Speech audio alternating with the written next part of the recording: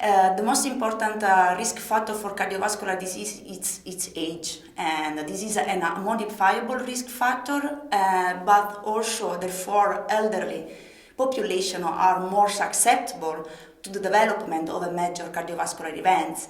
I would say that there is no preference in the choice of risk factors for cardiovascular diseases. On average, middle-aged population and elderly population share the same risk factors apart from the age.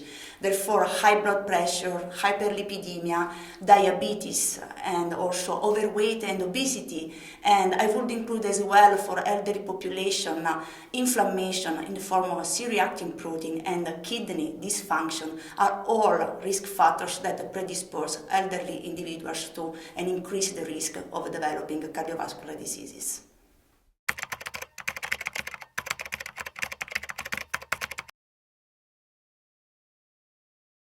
This is a very tricky question. I would say that both are important, but still, whenever you are genetically predisposed to a certain disease, and in particular cardiovascular diseases, of course this plays a very important role.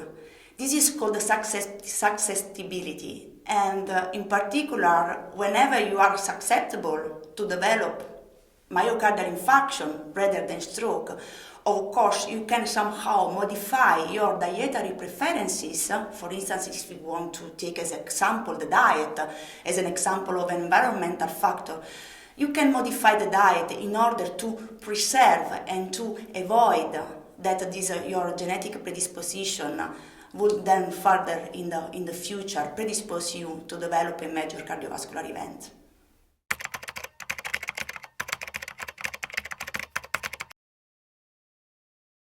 This is the very promising field of the so-called nutrigenomic, and in particular we have genotype, environment, and phenotypes.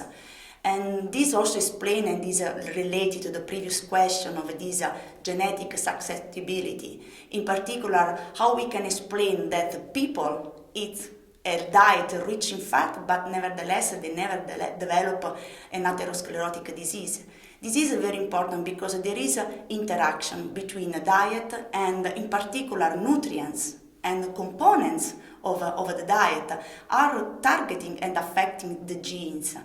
And this, of course, would lead in the future, once we understood very well what's going on within the field of the nutrigenomic, this would in the future lead to the so-called personalized nutrition. So we can protect our cardiovascular system by targeting specific genes and at the same time tailoring our diet.